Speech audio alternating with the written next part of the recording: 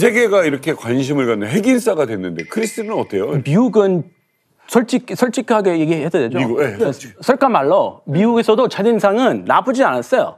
정말 귀여운 동글동글 곰돌이 같은 이미지였는데 갈수록 뭐 하는 짓이 귀엽진 않은데 처음에는 뭐 괜찮다. 근데 어떻게 그렇게 어린애가 정권 갑자기 어떻게 잡았을까? 그렇죠. 이런 반신반의였는데 갈수록 너무 잔혹하고 약간 사이코패스 같고 대놓고 여러 그 가족 식구분들 다 죽이니까 정말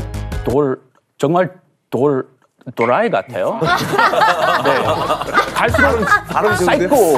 희한하다. 사실은 뭐 김정은 집권 초까지만 하더라도 아웃사이더였습니다. 아싸, 외교적인 아싸였죠. 상대해주는 국가가 없었어요. 그렇죠. 정식 지도자로 인정도 안 했고 북한 경제 상황도 매우 안 좋아서 김정은이 준비되지 않고 북한 대내적 상황이 굉장히 최악인 상황에서 등장을 했기 맞아요. 때문에 외교적인 무대에서는 아싸일 수밖에 없었죠. 그래서였을지 김정은이 더 핵에 집착하게 됩니다. 기어코 2017년에 6차 핵실험을 하면서 원하던 핵을 손에 얻었죠.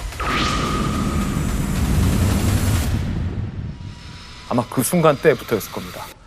외교적인 무대에서 아싸였던 김정은이 핵 인싸가 됐습니다. 근데 모든 사람에게 환영받는 핵 인사이더가 아니라 핵을 앞서서 인싸가 되고 싶은 김정은의 외교 무대를 우리가 지난 수년간 봐왔던 거죠. 김정은의 위상이 국제적으로 좀 달라졌다고 볼 수 있는데 이제는 뭐 김정은을 만나겠다라고 하는 국제 지도자도 나왔고 그 세계 패권을 쥐고 있는 미국의 대통령이 김정은 만나라고 왔었잖아요. 만났네요. 비행기 타고 만나기도 했었고 그분 미국 대통령 또 될 수도 있어요. 급기야.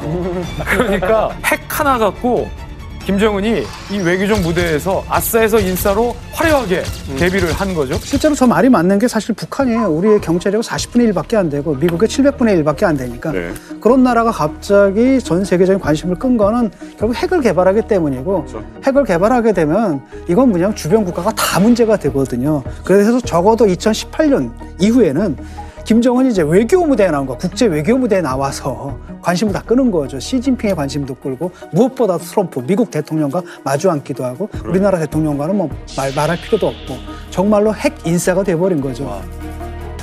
2024년 올해 같은 경우에는 북한이 본격적으로 갑질을 시작할 것 같아요. 그러니까 작년까지만 하더라도 이제 미국과 북한은 갑을 관계였거든요. 북한이 당연히 을이죠. 그런데 연장을 이제 다 갖췄어요. ICBM, 대륙간 탄도미사일, 군사 정찰 위성까지 다 갖췄지 않습니까? 그래가지고 모든 도발 세트를 다 갖춘 올해 2024년은 본격적으로 콧대가 하늘을 찌르는 김정은이 본격적으로 나도 이제 갑이야! 갑질을 하지 않을까 우려합니다.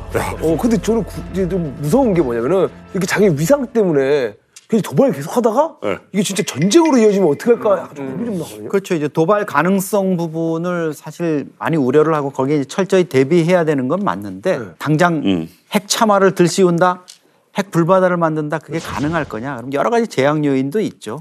결국은 자기네들이 핵을 도발할 경우에 궁극적으로는 북한 정권의 종말을 가져온다는 건 뭐 너무나 잘 알 거고 푸틴도 지금 전술핵이나 이런 것들을 만지작거리고 있지만 한 번 얘기 꺼냈다 다시는 못 꺼내잖아요. 그 정도로 이 핵 문제라는 게 쉬운 문제가 아니라는 게 있고 또 김정은 입장에서 봐도 자기가 지켜야 될 게 너무 많죠. 어떻게 보면 뭐 우리는 잃을 게 많고 북한은 잃을 게 없다 이렇게 생각할 수도 있지만 김정은 입장에서는 자기가 가지고 있는 그게 전부잖아요. 다 뺏기면.